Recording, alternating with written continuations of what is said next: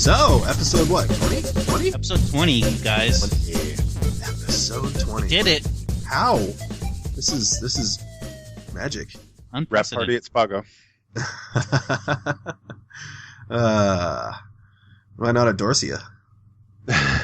Dorsia? Who goes there anymore? What about Barcadia? I love that movie. American Psycho references. Yes, indeedy. So, how you guys been? What's new? What's exciting? Good. I Good. talked to you guys last week, right? Yeah, seems like it.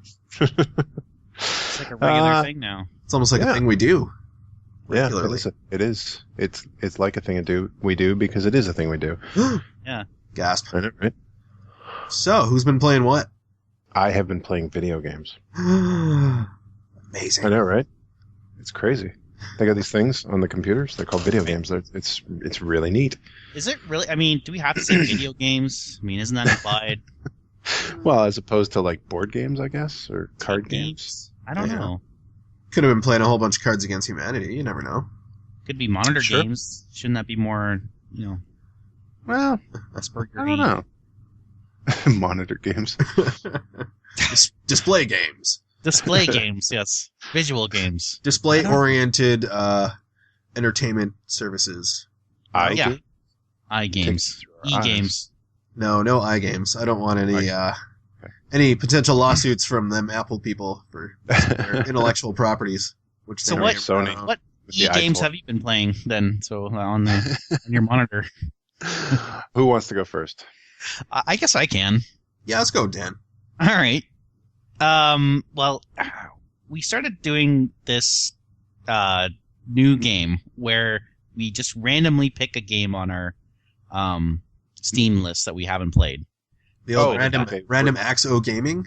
Yeah, it's a feeture that we're considering adding. Well, I guess, are we adding it? I guess we're announcing it, so I guess we're I adding have added it. I've done it. it. He is, Dan has added it.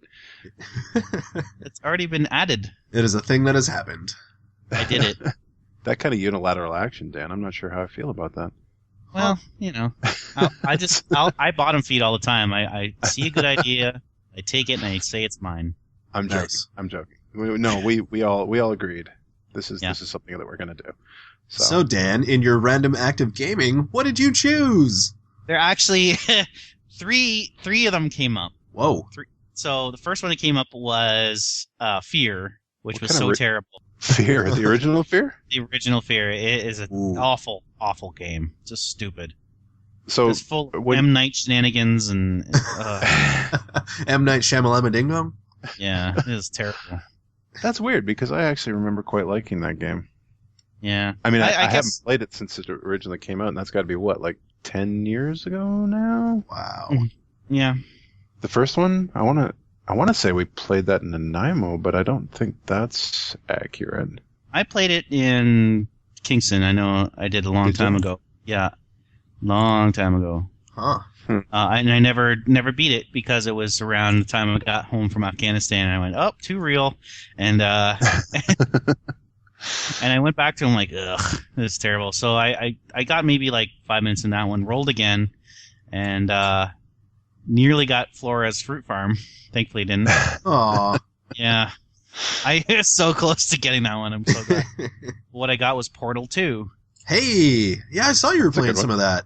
Yeah, I beat it for the first time. I never played it before. Huh. I bought it years ago and just never played it. It just, for whatever reason, I missed all the hype and spoilers for it, so I went in with absolutely zero preconceptions. So Right. I bought it except on for the my- cheap, and I still haven't finished it. yeah, I'd recommend it. I went in with just the, my experience from Portal 1, which, if you played Portal 1, it's like a tightly focused, very limited scale game. But this one, it really blew me away, like in terms of like the humor, the quality of the voice acting, and just the ingenuity of it all. And you started out really loving Wheatley, and by the end of it, it's like, fuck you, I hope you die. Yeah, that little guy is a bastard. And then at the He's- very end, you feel really bad for him. It's like, aw, well, yeah. sorry, man. Oh, so you did beat it. I may have seen some Let's Plays on it. Okay. that's Stephen Merchant voices him. Yeah. Yep. So, Yeah, that's Stephen Merchant. Yeah. Yeah, that's pretty. He does a really good job. Okay, so this game, it's like it expects you to know what the portal gun works and how it works, and the atmosphere is basically like a toned down Black Mesa from Half-Life. Still a very sanitized lab environment, but this time there's massive outdoor worlds, so it completely tosses out the minimalist approach from the first game, which I thought was really, really cool. And they also introduced some more mechanics. So there's the repulsor gel and the speed goo. Oh yeah, Yeah, and the jumpy platforms. And the jumpy platforms, yeah. Those are the repulsor gels. The slingshot platforms. Yeah. Yeah, those things too. They propel you through the air. There's actually a really funny little joke because it doesn't take too long before you're reintroduced with GLaDOS, the robot you killed in the first one. So there's a running joke how she's calling you overweight. So after you pass through this one test where you're flying through the air, she goes, "I'll give you this. You really soared through the air very well, like an eagle flying a blimp." You monster. Yeah. Did you try any of the co-op for it yet? No. I hear the co-op is bonkers fun. I heard it's like it adds this huge layer of complexity to the game not just one portal gun is enough to sort of break my brain, but having two at once, I could just imagine. Also, craziness. how to troll the shit out of your friends. Yeah, I could see that becoming a problem. Yeah, opening up a portal gun to the a lava pit or something. So what I liked is that sometimes the game will trick you into thinking that the solution that you're doing is the right one, but then you just don't quite have the momentum you need, or something to launch you, so you have to unlock the speed goo lever.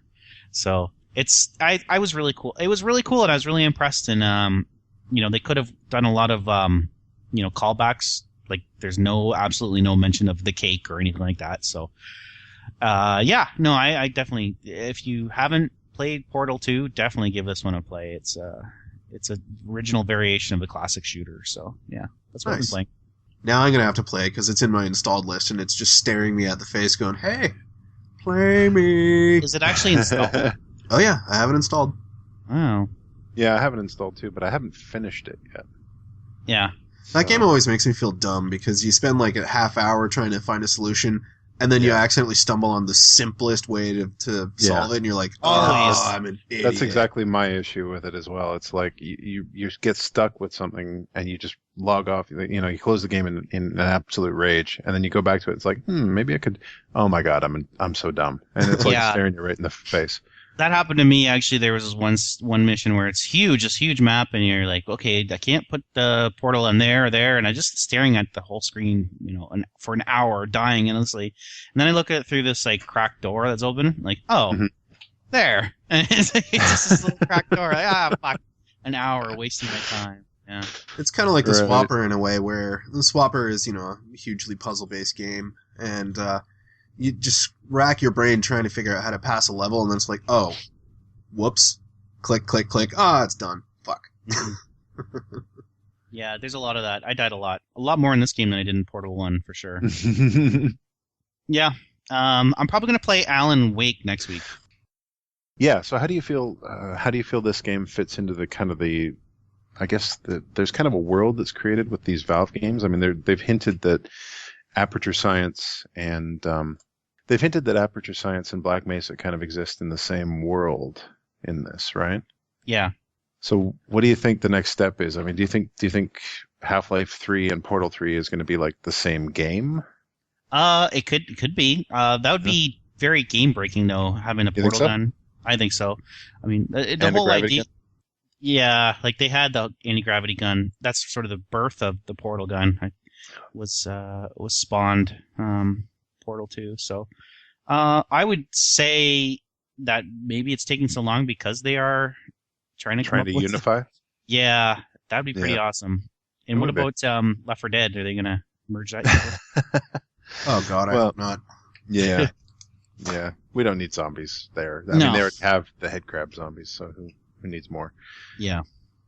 I've played a little bit of Portal 2. I played the original Portal. I finished it in an afternoon.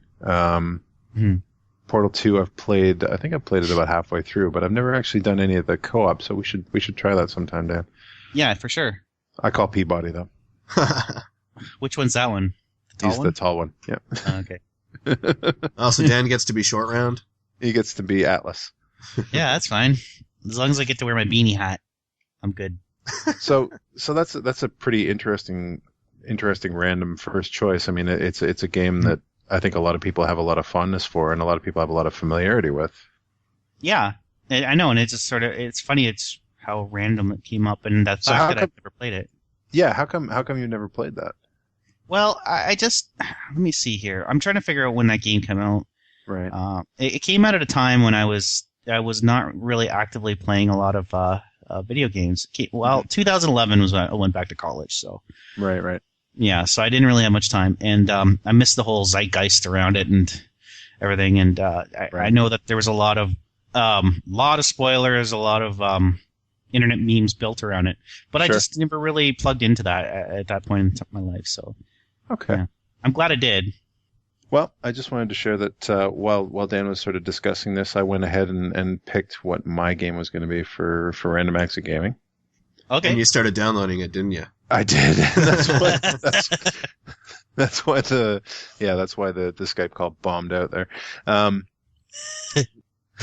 But anyways, I had a look at my Steam list, and I have 57 games that have never been installed. So out of 223, I have 57 that have never that have a last play date of never. So so I decided to randomize among those, and I came up with BioShock 2. Oh wow! Awesome. Yeah, so I'm gonna download that one, install it, and I'll share my thoughts next week. So I'm thinking with this feature, you want to maybe like do everybody takes kind of a week, and then we just kind of discuss one person's game and. Yeah, like you just do one a week, one random game a week. Right. So next week we'll talk about BioShock 2, and Nelson can pick a game from his list, and then we'll just kind of roll it on from there. All right. Sounds good to me. We'll try it out for that way for a little while. Yeah. If we feel it needs work, we can reserve the right to make changes further down the road. We can workshop it and see what our listeners think too. So, Nelson, what have you been playing this week? Oh, lordy. The usual Spelunky, but not all that much, oddly enough. I don't know why. I've just been mostly doing the dailies and just kind of tapering off after that. Right. But I did end up purchasing 3 games, 2 of which I've played. Out of those 3, let's see, there's Altionis, A Tale of Petty Revenge. Right. You got a video up on that, right? Sure do. Cool. Foul Play, which I'll get into that in a minute. Mm-hmm. And Jazz Punk. I saw you pick that up.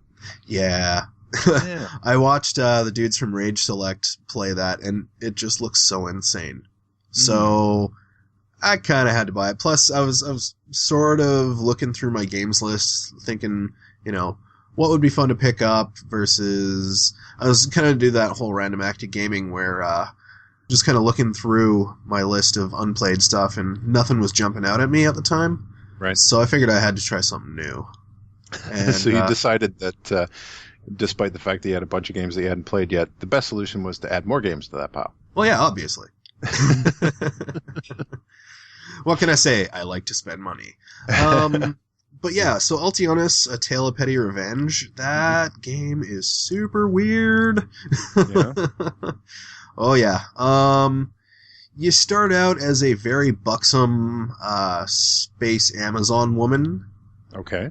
I like it. Yeah. Well, what ended up the reason it ended up on my wish list is because I'd seen kind of a pre-release, like before the game actually shipped. I saw a trailer about it, and the trailer itself had a really nice soundtrack to it, and the art style, it's kind of like 16-bit retro again, which some people love, some people hate. I don't care.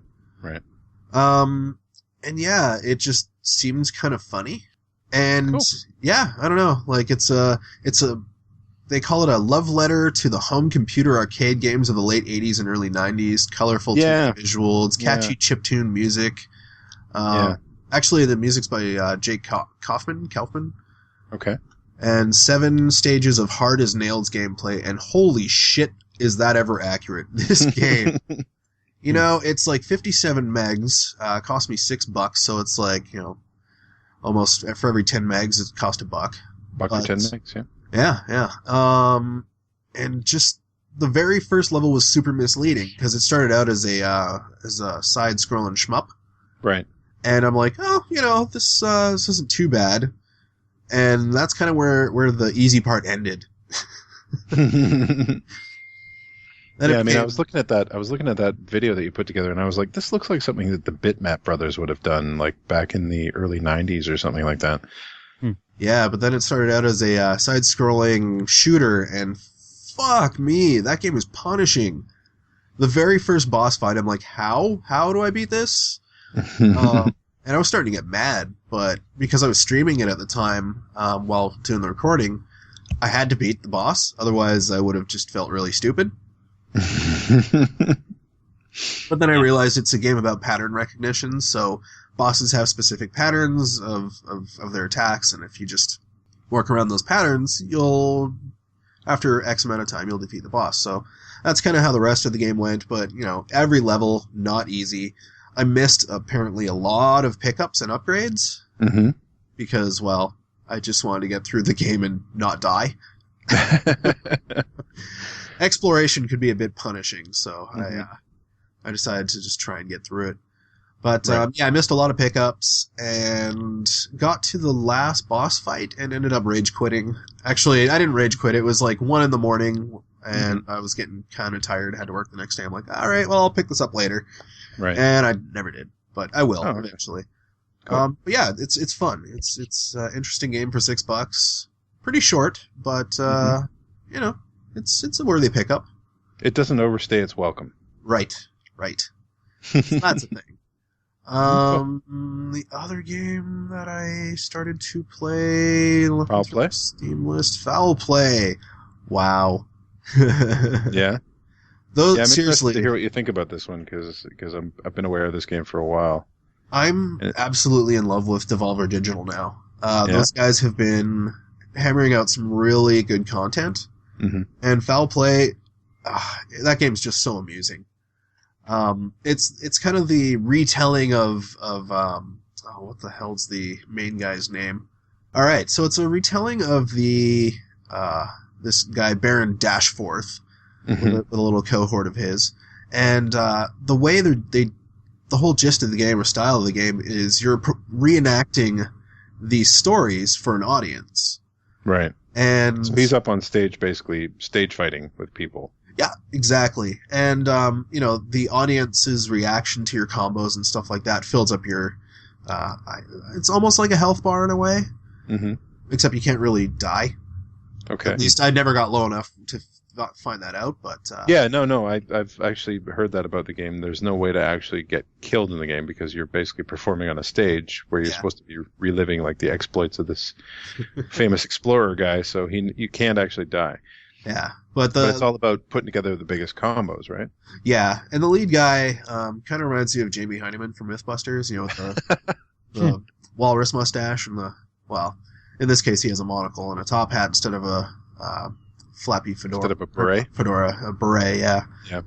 And it's funny because it's like, you know, the old fisticuffs era where it's like, hey, oh, are you having a bully day? How about some fisticuffs? The game itself, the style of it is just super endearing. There's like, you can watch the set kind of fall into place in the back, and every once in a while one of the stagehands will accidentally get caught in the scene and be like, uh-oh, and kind of slink away slowly. You know, you'll see the hook come in from the side of the stage to drag someone away and stuff like that. It's super, like, those little things I really just adore about this game. And where else was it going with this? So it works despite the fact that you're really never in fear for your life in this game. That was my big question about this game. It's like, how could you really play a game where you know that you're not going to lose? Like, there's no real fail state, I guess. In regards to that, you start to kind of get a vibe off the audience, because as your combos grow and as the audience mood-o-meter gets into the yellow bar stage, which is the highest audience satisfaction range, you start to kind of like they cheer more and they get really excited, and you start to also want to try and please the crowd. Sure. So as you're doing that, if you get hit more and more and more, they start to kind of be like, eh, and then occasionally they'll boo or hiss, and you're like, oh no, I'm not doing so well. So you gotta hammer down and try and get those combos and bring their excitement. It's almost up. Sorry, it's almost kind of like that audience feedback you'd get from playing something like Guitar Hero or Rock Band, I guess. Then. Ooh, I wish you didn't make that comparison, but yeah, really? Yeah. In a way, yes, but at least with those games, you can fail fail the songs completely. With this, you don't really run the risk of failing. But okay, it was $14 or $15, and it's five plays with 5 acts per play. And it took me well over an hour just to get through the first play. Right. So this game has a lot of gameplay to it. It's going to keep me entertained for a while. So there's some depth and some replayability there, would you say? And the story's engaging too. I mean, some of the fights seem a little tedious at times because that's something you can't really avoid with a beat 'em up. Sure. But still, I mean, from my perspective, I think it was well worth the $15, and I'm going to keep streaming it and playing it and trying to increase my score. Yeah, there's certain achievements that you have to get per level to kind of max out your score, so... it's got replayability from that standpoint to try and improve your last play. So for $10 more, you could have got a 2-pack. You could have, helped a brother out. I didn't know if it was online multiplayer play or local. Yeah, that was my next question. Is the multiplayer online or is it local only? Yeah, I'm not too sure. If you can buy a 2-pack, I'm assuming it does. Yeah, it says co-op, but it also stresses local co-op, so But either way, one thing that irked me though is you can only play as the Baron. If you're playing locally, you can't play as his buddy Scampwick, which makes sense because you're the one telling the story. Scampwick is just kind of like a friend. That is a great sidekick name. By the way. I just have to say Scampwick. That's and it's funny because perfect. Yeah. Because with the dialogue, you can imagine Scampwick having a thick Cockney accent, right. like just really guttural and super slang. It's not voiced in this. No, there's like little like sound bites where it's like ha ha, right? Things like that, but no actual like voiceovers. Oh, it's easier to localize that way, I guess. Oh yeah, totally. But yeah, I mean, I love that game. I think it's totally worth the money. So it got a 69 review on Metacritic. Do you think that's not it deserves more than that? I can't honestly say. I haven't gotten all the way through it yet. Yeah. But that works to what, a 6 out of 10 basically, or 7 out of 10? Yeah, 7. Yeah, 7 out of 10. 7 out of 10? Yeah, that's probably about where I'd put it. 7 or 8, 7.5. It's not a stellar game, but it's actually really fun. Good pick 'em up, and I'm one of those weird people who still sees a 7 out of 10 review as a positive thing. Yeah. I know that's me too. I see 69 and go, I don't know why. It's 6 in it. I've had some of the best gaming experiences with games that I would characterize as a 7 or 8 out of 10. I mean, I realize that there's flaws in them, and I realize that not everybody's going to feel the same way about them. But I still have fun with them either way. Yeah, exactly. So, what about you? You play any fun stuff on the weekend? Last week? Well, this weekend I've got a couple of episodes of Binding of Isaac in the can, so those will be showing up on our YouTube channel eventually at some point. Just trying to sort of document my attempt to get back to Platinum God. I deleted my save game and started over from scratch, and I really realized what it is about that game that people say, like, it's easier to play at the beginning before things start to get really crazy. Like before you unlock some of the bad power-ups and they're in the mix and stuff like that. That game starts off pretty easy and gets harder as it goes along. So first run I had was really good. Unlocked like 2 characters on it and finished it on the very first run I did. Oh wow. Did you unlock Blue Boy? No, not yet. Oh, thank God. Not yet. I can't remember exactly what you have to do to get him, but it's a pretty involved process.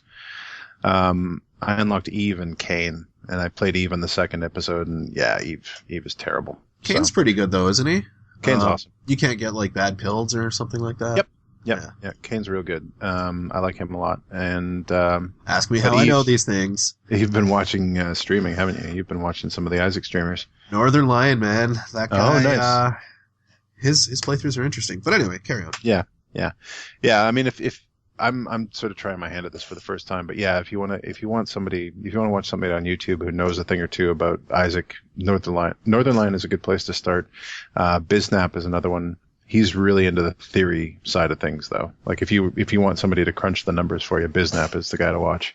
Crazy. Well, Biznap was one of the people who discovered that certain things only show up on like odd versus even numbered levels and stuff like that. Mm-hmm. Yeah. Oh yeah.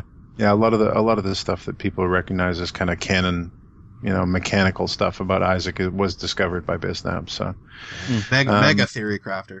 Yep. Oh yeah. He's real good at that stuff, though. He's great. Real words. Oh. These are real words, Dan. Oh, really? They're real words in the gaming vernacular, at least. Yeah. English is kind of like German now. We just kind of smash words together to make new ones. Giant mega words. Gotta love it. That's giving me a lot of Schadenfreude. Schadenfreude, yeah. Schadenfreude? Exactly. Yeah. So I recorded 3 episodes of Isaac. 2 of them with an unmuted mic. So, that's not bad. 2 out of 3. Yeah, welcome to the world of streaming. That shit happens all the time. You sit there and you watch YouTube videos and you think, this is easy. Anybody could do this. And then you start doing it yourself, and you start getting phone calls in the middle of your videos, and you realize that the last 45 minutes of work that you just did was for nothing. We were discussing that on what, Friday? Yeah. You're in the middle of recording, and someone comes into your room and starts asking you something. It's like, hey, what's that? What is that? Don't touch my monitor. God, Mom, get out! Can't you see I'm streaming? God, clean up these poop socks. There's a callback. You son of a bitch. So, like I said, I successfully recorded 3 episodes, 2 of them with a working mic. I abandoned 2 other recording attempts during the day. So, and I actually got an episode of FTL done as well. So that'll show up on the YouTube channel as well. I'm really looking forward to people just being absolutely brutal about my FTL playstyle, because I know it's not very good. But aside from that, I've been playing more Dark Souls 2. And I really like the game. I like it a lot. I don't think it has the depth of the original Dark Souls. There's something about it that just seems a little glossier, a little more polished, easier to digest. Maybe would be the best word to say it. Almost kind of like they dumbed it down, or I don't want to go that far. I really, honestly, don't want to go that far. But it feels like something has been. It just feels like it's kind of been normalized. It's like the peaks and valleys are a little closer together. Or they made it in a way where people who haven't played Dark Souls 1 or Demon Souls can actually jump into this and enjoy it.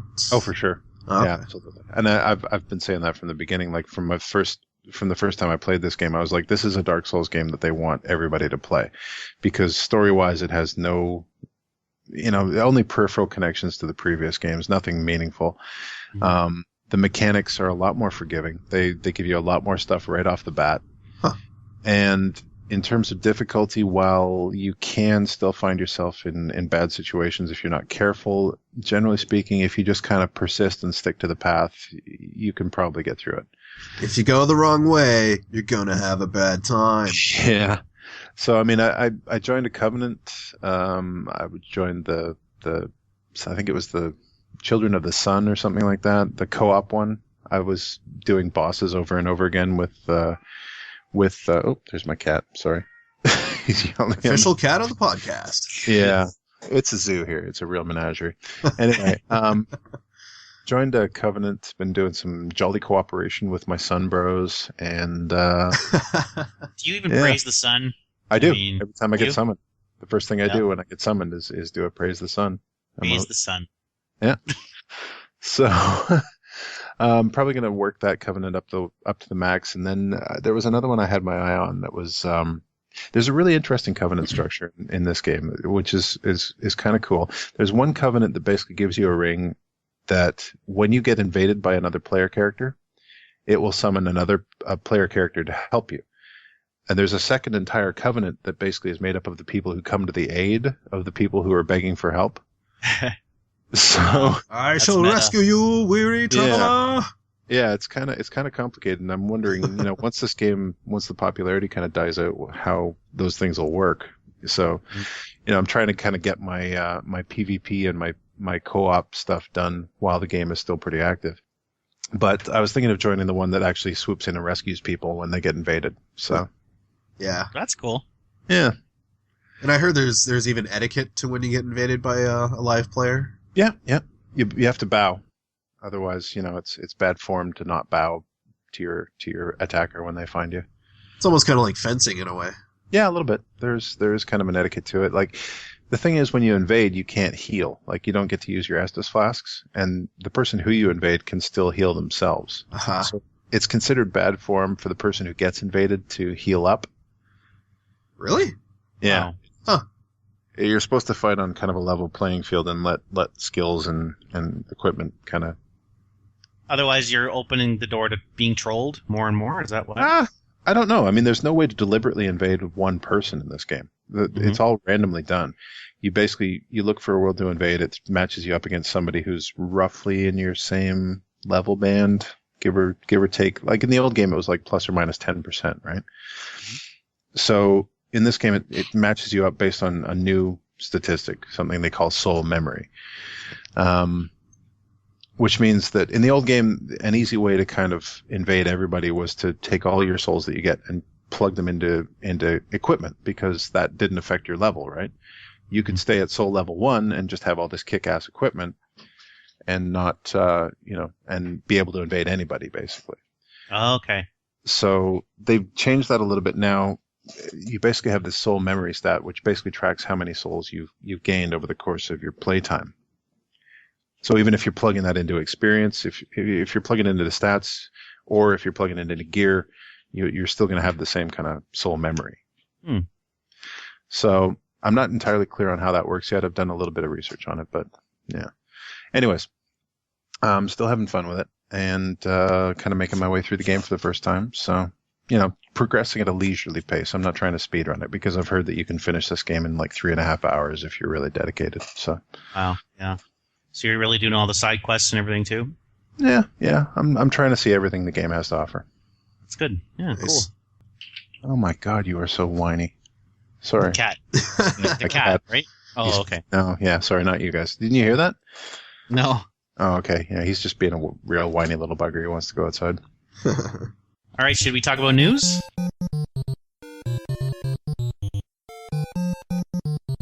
Sounds like a good opportunity to talk about news. Yeah. News. Got any good stuff? Yep. Nice. All right. So, World of Warcraft, the movie, is set to complete filming this week. Whoa, what? Yeah, the movie. What? Yeah. Oh, they've done it. They're doing it, I should say. So it's produced by Legendary Pictures and directed by Duncan Jones, you've also known him for Source Code and Moon. Mm-hmm. Oh. He's also David Bowie's son. What? Is that right? Yeah, did you not know that? No. No, I had no idea. He's David Bowie's kid. Huh. Interesting. Cool. So that was scheduled for a December 2015 release, but it's been pushed back to March 2016 because Star Wars. Because Star Wars, yeah.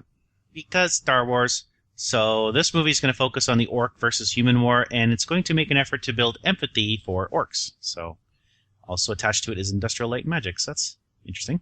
Weird. Yeah. I didn't even know about that, actually, till I found that out. This is brand new information to me. Well, I heard rumors and hearsay about a movie that was in the works that was going to be based on the Thrain, the orc Thrain. It was a single player adventure in the early 2000s about an orc prince who becomes orphaned and by humans, raised by humans, and it was mothballed. Oh yeah, by that was that adventure game. Yeah. Yeah, it had a lot of resources put into it, lots of money spent into it, and they mothballed it. So Huh. there's talk about building the movie's going to be based on that. So interesting. I mean, Warcraft way past its prime, but interesting to see if this will actually build more interest in that. Yeah, it's still an intellectual property that carries a fair amount of weight. Yeah, for sure. And like I said a couple weeks ago, I still keep an account active, and for me, it's just that nostalgia that I like to go back in time to a little bit. So, but they're also talking because of the Titan, Project Titan. Oh yeah. Yeah, so it may coincide with a release for that IP. Mm-hmm. So there might be some overlap there. Yeah. Does anybody actually know what Titan is at this point? There's the thought. I mean, it's completely rumor right now, but the thought is that it's going to be a StarCraft MMO. So right, yeah, that's what I thought too. But we'll see. Okay. Another news.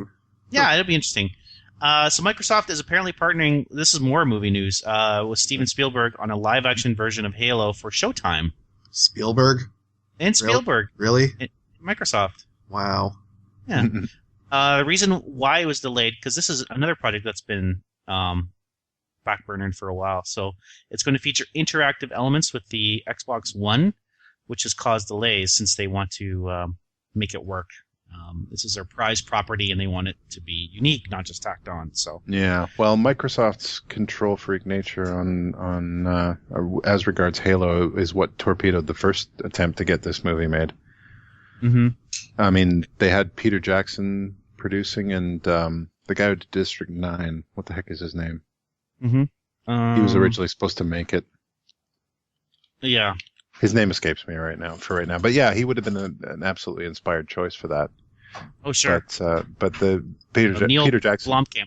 Neil Blomkamp, that was it.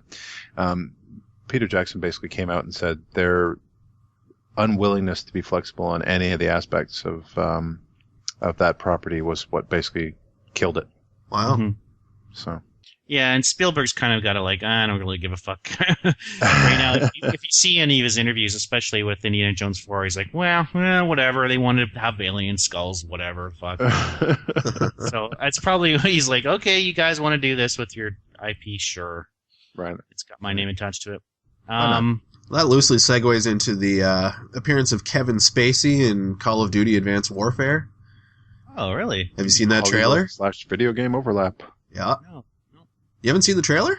Mm-mm. Yeah, I was kind of hesitant to watch the trailer, but I'm like, Kevin Spacey, I want to see what this is about. And, I don't know if you've watched any of the House of Cards. Mm-hmm. Yeah. But his role in that game looks kind of cool. So he's actually in the game, not just the marketing material, right? It would appear as though he is in the game. He's one of the driving forces, in a way. Not sure if he's going to be the good guy or the bad guy. You can never tell with him. So, but yeah, if you haven't seen the trailer, definitely check it out. It's interesting, and it almost makes me want to buy the game. But at the same time, it's war shooter. But it's set in 2054 or something like that, so it's futuristic. So hopefully they don't have the standard brown, color scheme. Brown grizzled. Everything white is brown. hero. Yeah. Caucasian brown grizzly hero. Yeah. That sounds pretty cool. I'll check that out for sure. What else? Do you guys have any other news? Super Time Force comes out in 10 days. Super Time Force. This is Cappy, right? Yeah, Capybara Games. That was on my 2014 picks for the year. Coming out soon. I'm happy about this. That game has had a lot of marketing and a lot of hype for quite a while, so it's nice that they finally have it done enough where they'll be able to sell me a copy, because I want to spend money and play the game. Take my money. Shut up and take my money! Yeah, so that's neat. Did you have something, Brian? Yeah. A little bit of sad news, actually. Total Biscuit has revealed on his YouTube channel that he is currently fighting cancer. Total Biscuit is one of the YouTube guys that I follow quite a bit, and he's revealed that the doctors feel that they caught it fairly early, and his prognosis is pretty positive, but he is fighting a little bit of bowel cancer right now. So our best wishes go out to him. Yeah, definitely. Yeah, definitely. And we hope he pulls through. Sure. I've got good feelings about it. Yeah. Glad they caught it early. Yeah. Medical science being what it is. Yep. He should be just fine. Yeah. Sending positive vibes to the biscuit, Mr. Biscuit. Well, do we want to get to our discussion?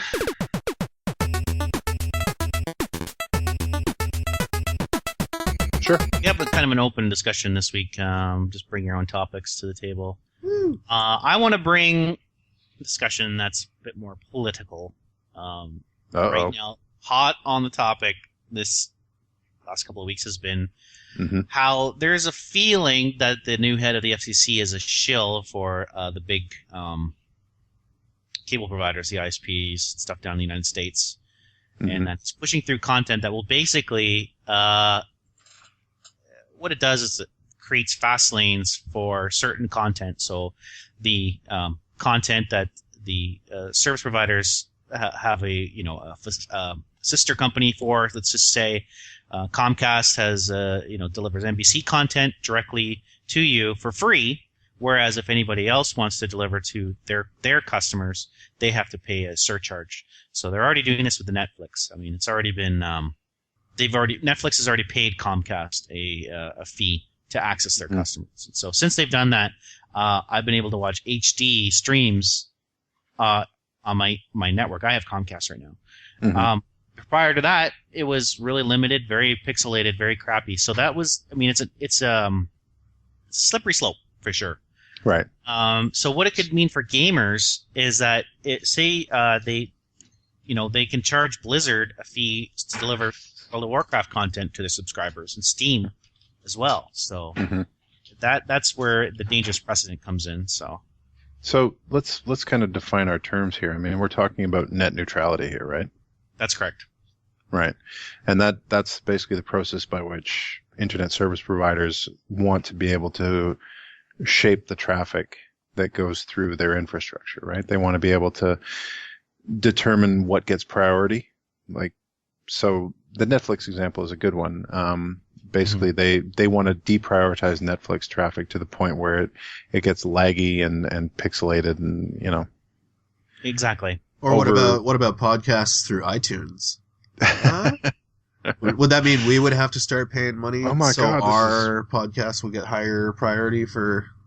This is relevant to our interests. A little bit. Yeah, it's legally it's become this is an issue that's reared its head in a lot of countries. America is not the first. There are only 3 countries in the world. I was doing a little research on this. There are only 3 countries in the world right now that have net neutrality legislation: Chile, the Netherlands, and Japan. So those countries have basically legislated that the internet needs to be a level playing field for all people who use the infrastructure. Everywhere else, this is kind of a legal no man's land at this point, Canada and the United States included. What they're basically saying is these content providers want the ability to basically, it's the nature of a monopoly, right? Once you win the game, you change the rules so that nobody else can win it after you. Yeah. That almost sounds like government. Yeah, exactly. I mean, not talking about the conservatives, or am I? Right. But I mean, the one thing that you have to kind of realize about this issue is that data transfer has become as essential a utility as electricity or water at this point. Yep. Right. You can't really have a decent quality of life or run a business in this day and age without access to the ability to transfer data. And what they're talking about with these legislations is basically the ability to pick and choose, who gets priority in internet data transfer. Yeah. The way it's being framed right now is that this is an issue that affects people who are, say, torrenting large amounts of data or using large amounts of streaming services like Netflix or Hulu or Amazon or whatever. And this is kind of the first domino that falls, because in Canada in particular, there has been a kind of a scary example of how this was used. Are you familiar with the Bell incident that happened? Okay. Canada has a history with this issue. Okay. Let me just dig it up here. I had it bookmarked. Okay. In 2000, where is it here? Right. TELUS versus the Telecommunication Workers Union. This was Bell is a different situation, but the one I'm thinking of is TELUS. TELUS was facing a strike by members of the Telecommunications Worker Union. Mm-hmm. And TELUS basically blocked anybody who was on their network from accessing the TWU site that was advocating TELUS workers to strike and posting pictures of people who are crossing picket lines on their website. Wow. If you're on a TELUS website, you could not access that website. Huh. Or if you were on a TELUS service, you couldn't access that website through their service. Unreal. So this kind of shows you the ways. It may seem like the people who are proponents of this kind of thing are saying that this is just an issue that affects, people who are stealing movies and TV, right? This just affects the torrent people or something like that. But the danger is that once this kind of thing is allowed, once we kind of put legislation into to limit and shape the traffic on the internet, the potential for misuse basically grows. Right. Well, also in a way they could also use it in a way to push people back into television and go into movies, because if they make it so you can't torrent or you have to pay extra for digital content delivery for your favorite shows and stuff like that. It's like, well, I already pay for cable, so fuck you guys. I'm just gonna go back onto my couch and watch it on the TV. Yeah, they would love that, but that unfortunately the genie's out of the bottle with the exactly. So they're never going to put that in. I think the torrenting is just the straw man. It's their scapegoat. Argument. Yeah. They said, oh well, it's like the will anybody think of our children? But that's not that's the headline that the tagline is what Nelson said. We're going to have to pay for different tiers. So you want to have their gaming tier? Okay, well we're going to allow Blizzard and Steam for an extra $5 a month. You can get you can increase the speed of that. And it's going to be, that's what they would love, for us to start doing, carving out the internet. Yeah. And however, sorry, go ahead, Nelson. By segmenting it, in different tiers and stuff like that, you have to think a lot of this content comes from south of the border. So can Canadian ISPs, for example, implement this at all, or vice versa? Like, because you're going across the border, technically, the internet has no borders, blah, blah, blah, going meta. But with any type of copywritten material or if you think of like Google Play Movies or Google Play Music, works totally fine in the States. Up here, nope. So similar thing with content, Look at like Canadian Netflix and American Netflix, right? I mean, it's the same kind of thing. Yeah, they're different.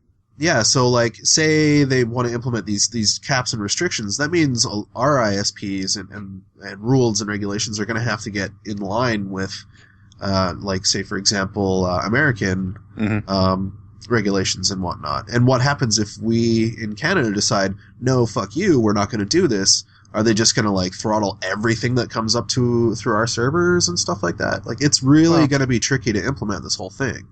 Yeah, and there's, this is the frightening part about this whole thing is that it's taken till now for people to start thinking about this kind of stuff. Yeah. This is the kind of thing that it should have been built with an eye towards, but obviously there's going to be oversights as we kind of plunge forward into the future. I mean, the best kind of real world example, the thing about Canada is that it's complicated by the fact that a lot of the infrastructure that was put in place for high-speed internet was built with federal government money. That's right. I'm glad you brought that up. We as taxpayers are paying to build these kinds of infrastructures. Our government is seeing the necessity for this kind of thing. For ISPs to come in and tell us how our traffic is gonna flow. It's basically like say a car company like Ford buying a lane on a highway and saying only people with Ford vehicles can drive in this lane. That's exactly what it's like. Right? For sure. And, So and then you have to compound the problems with this is like when Google, they're trying to give certain areas free internet. mhm. So Well, where not does that? free. Well, not free, but whatever. But yeah, there is actually a local legislation by people who are bankrolled by Comcast and AT&T to stop that from happening. Before Google comes in, as they say, invades and takes away, they took our jobs. That's what they're basically saying. Yeah. Yeah. Yeah. While fleecing pockets of, Yeah. petitions. So. The only really real defense that I've been able to find that anybody has offered up for this kind of thing is that, well, in a free market system, people are free to go to whichever provider they feel best reflects their needs, right? But that's not the case in Canada, because all of the bandwidth. I mean, if you're going to an ISP that's not one of the big three, Bell, TELUS, or Shaw or Rogers, I guess. Sorry, Rogers. They are leasing bandwidth off of one of those providers. Mm-hmm. There was a lawsuit that was filed by, where is it here? Tech Savvy Solutions, basically saying that they can't differentiate their service from Bell Canada because at the ISP level, Bell makes certain traffic shaping decisions that affect how their customers access the internet. Huh. Yeah, because their downstream is Bell, and right, like, what I understand there. Yeah. Yeah. Wholesale ISPs do not throttle bandwidth, but these larger providers do. Bell is already undertaking like traffic shaping procedures on their network that the Canadian Radio Television Communication or Telecommunications Commission has basically signed off on, saying that they're not discriminatory because they apply to wholesale and retail clients. So, it's no big deal. This kind of thing, it's all reaching ahead in Canada in particular. Politically speaking, the NDP and the Liberals have both come out in favor of net neutrality, and the ruling party, the Conservative Party, has basically avoided it at every turn. Every time there's legislation introduced to codify net neutrality in Canadian law, Stephen Harper basically dissolves the Parliament. Yeah. So the ruling party, the Conservatives, have not come out and said we're for it or we're against it, but they've blocked every attempt to get any kind of legislation made. We can basically tell where they're going to go with this just based on their track record over the last few years. They seem to be more towards, the big businesses, big companies, and making friends, making nice with them. So, not to mention the systematic destruction of artistic freedom and social programs in Canada that they've undertaken. But let's science and all that. Let's not turn this into a political podcast. No, thank you. So basically, this is an issue that Nelson, I know when we talked about this, you were basically saying net neutrality. I don't know what that is. I don't have an opinion on it. But it's the kind of thing that you kind of like. I've done a bit of reading on it over the last little while, and it's the kind of thing that you need to be aware of and you need to have an opinion on. Yeah. Because since that discussion, I did a bit of reading up on it and have a better grasp of what it is. And right. I knew I was going to come out to the same resolution at the end. Net neutrality, good. Yeah, there really isn't any kind of credible argument for for having an unequal internet. Yeah. Nothing that I've read has presented me with a single, compelling piece of or compelling reason that we need this kind of thing. Mm-hmm. So, the only thing that they hold up is, well, this is a free market, right? Like, people can go and get whatever service they want. That's A, that's not true, and B, it's kind of the fundamental opposite of a free market because you're creating an uneven playing field for all the competitors. Yeah. So. Well, it's monopolization, just moving it to somewhere, further on down the line, basically. Absolutely. Yeah, there's really no choice at all, and they're all these ISPs in the same bed together. They know what works. It's been like that for 50 years or more. And the one positive thing is in Canada, if all the ISPs suddenly get on the same page and try and, basically fuck everyone over by implementing the opposite of net neutrality, the CRTC can be like, yo, guys, That's Yeah. the one thing I love about that regulatory body is they basically, traditionally they've been very pro Yeah. consumer. And if we had any government other than the one we have right now, I might actually be confident in that as well. Yeah. Well, still, I mean, even in the Harper government, the CRTC has been pretty good. So could be better, but Yeah, that's for sure. at least there's that regulatory body in place where that's sort of a buffer against any possible bad things to come of this whole anti-net neutrality movement. Yep. So how does this affect gamers? Because I mean, we are a gaming podcast here. Yeah. So like I mentioned, it could, like, this is the slippery slope, mind you, but it could mean that if you want to have your Steam games downloaded to you on a reasonable speed, you'd have to pay extra for that. Right. But as gamers, we should definitely, we're the most engaged in terms of being online, and we should be, active in the community. We should start tweeting and making noise and writing letters if we have to.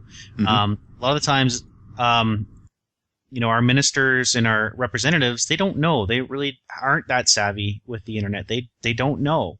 I was actually watching Bill Maher the other day, and they were talking about net neutrality debates down in the States. And he was saying one of the people who was responsible for making the legislation on net neutrality actually said this. And he looked at his paper and he's like, email and a pager, what's the difference? Oh, boy. Or the internet? That's a series of tubes. Yeah. In this day and age, it's not a dump truck. It's a series of tubes. So. It's a series of tubes. And that joke, it still has legs, and people still feel like, yeah, it is a series. And that's the thing. I mean, it's our responsibility to educate these people, and not just say, well, it doesn't really affect me. And it goes to show you that most of the people making these decisions have no knowledge or information of what they're deciding on. They just think, oh, well, these guys say it's good and it's going to make me money. Cool. They have staffers that tell them how to feel about this kind of stuff. So. Yeah, and not to mention the lobbyists who make up studies and make up these so-called grassroots campaigns that are saying people are saying that they want content told what they want to be delivered. Yeah. So, and that, we're in this day of an age of crowdsourcing and going to the internet and making a common something creative. This is something that's definitely going to hamper that ability. So we have to stay in your homes, remain calm. The Listen number one enemy of progress is questions. The comfort you've demanded is now mandatory. Listen to us every week, and we'll tell you how to feel. We'll tell you how to feel about things. Yeah, we'll tell you how to feel ways about stuff and things. Right. Games, mostly games. Yeah, tweet and write and stuff, and go to Reddit. Get in touch with your representatives in the federal government. Make sure you make your voice heard about this kind of stuff, and make sure that they're accurately reflecting your interests. But don't be a dick about it. Yeah, I mean, how much of a dick can you be in an email? Don't be surprised. Don't answer. Okay, well, does anybody else want to bring up a different topic? I don't know. Do you want to elaborate a little bit more about this random acts of gaming? Is it different than Game Club, or how are we hammering down on these? Which is what? What is which? Is it all the same? The idea I had for this, and the thought that I had is that random acts of gaming would be kind of a random one-off. One person talks about one random game that they installed per week. Game Club purchased and installed, or had in their previous library. You can buy if you want, but that seems kind of non-random to me. If you I don't know. it. I picked a random one out of my wish list and bought it. Oh yeah, sure. You can include that if you want. Sure. Random 3 actually, but the specifics on that are kind of up to you. But as long as there is an element of randomness then I have no problem with it. What was I going to say? Oh yeah, Game Club I was thinking of more as taking up an entire podcast episode and discussing all of us playing the same game and discussing like that game in depth. Yeah, once a month, maybe once every 2 months. Who knows? Maybe. Depends on the scope of the game. Yeah, we can figure that stuff out. Yeah. But Random Acts of Gaming, I think, is just kind of a once a week thing. One person picks a random game. Yes. And Game Club, we can do every so often. We could even do a separate podcast for it if we really wanted to. Yeah. All right. Cool. What do you, the listeners, want? Yeah, if you have any feedback, absolutely, we're more than interested to hear about it. So Email us at ourbackspace, OUR backspace, @gmail.com. Yep, check us out on YouTube. We have the Backspace channel on YouTube. We're putting up some videos there now. So YouTube.com/ourbackspace. Also right. Twitter, our Backspace. Just tweet us there. We're always listening. Always listening. yes, We never stop listening. And of We course, the watched it website this where week. we are pushing frequent content to thebackspace.ca. All right. Well, thank you, gentlemen. Thank Thank you. Yeah. Have a good week. Yes. All right. This cake looks good. Much fail. Much fail. Much We're fail. just sitting around waiting for each other. Much fail. Many wow. That's what you get for streaming porn while podcasting. No. I'll explain what I was doing in a minute, but it was something germane to the podcast. We call that Brian shitting the bed. There were no beds and no shit involved, so I reject that. I reject that assertion. All right, so not that many outtakes in this episode. God damn it! Oh, well, we'll have to manufacture some of them. Weeba. Oh, speaking of which, Is that good? It's gold. sure, why Use not? Let's go, baby. Print it. Make sure you didn't just put in 5 seconds of gamelplay and then 20 minutes of chop. Didn't just phone Well, like episode 19 of the podcast where it didn't work. Yeah, I was like, I was at work and I was like, Nelson, episode 19 of the podcast doesn't work on YouTube. Enlarge your penis. Blah blah blah. Those ones. Nelson cries what ho before giving his foes a jolly kick to the bollocks. Wow. Fisticuffs, people. Fisticuffs. Saturday, all day packs, and then In the Sunday. case of the Pax Pox, Yeah, Sunday recover and head back to the mainland. incubate our various germs and head back to our homes with them.